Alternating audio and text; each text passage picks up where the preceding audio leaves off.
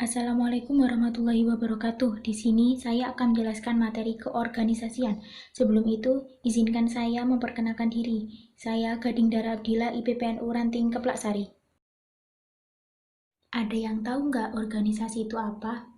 Apa sih organisasi itu? Secara bahasa, organisasi berasal dari bahasa Yunani yaitu organ yang berarti alat, isasi yang berarti proses.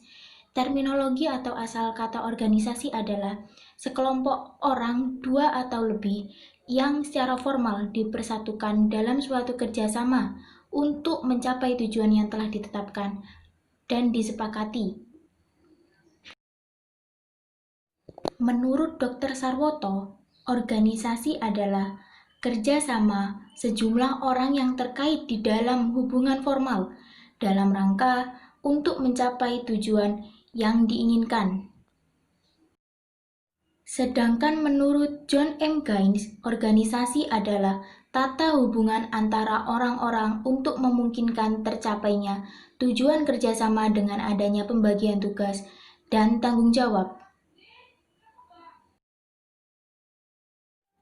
Organisasi bertujuan sebagai wadah di mana kegiatan administrasi dilaksanakan sehingga bersifat statis atau seperti benda mati. Organisasi sebagai hal yang hidup, manakala kita menyaksikan bahwa organisasi tidak dapat memprotes tindakan sewenang-wenang dari seseorang oknum. Organisasi dapat merevolusi, mendukung, dan tidak menyetujuinya dari suatu kebijakan. Yang tahu nggak sih macam-macam organisasi ada berapa? Kalau nggak tahu, berikut akan saya jelaskan. Macam-macam organisasi. Organisasi kemahasiswaan seperti ekstra dan intra kampus. Organisasi profesi seperti Parvi, PWI, IKADIN, IDI, PGRI. Organisasi minat seperti Persela, Mitra, dan lain-lain. Organisasi politik seperti PKB, PDIP, PAN, dan lain-lain. Organisasi keagamaan seperti NU, IPNU, dan IPPNU. Organisasi sosial seperti Karang Taruna dan LSM. Pasti ada yang berpikir, kenapa sih organisasi bisa ada? Kenapa organisasi ada?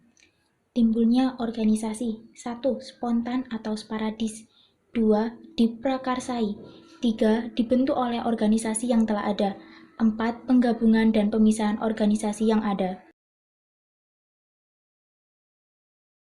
Apa sih kunci keberhasilan suatu organisasi? Keberhasilan suatu organisasi terletak pada kerjasama yang baik dan kejelasan program serta tujuan organisasi tersebut. Keberhasilan organisasi tentu tidak itu saja kuncinya. Yang jelas, 1. Terdapat tujuan yang jelas. 2. Tujuan harus dipahami dan diterima oleh setiap orang yang ada di dalam organisasi tersebut. 3. Adanya satuan arah, unity of direction. 4. Adanya kesatuan perintah, unity of command. 5. Adanya pembagian tugas. 6. Adanya keseimbangan antara wewenang dan tanggung jawab. 7. Penempatan orang yang sesuai ahlinya.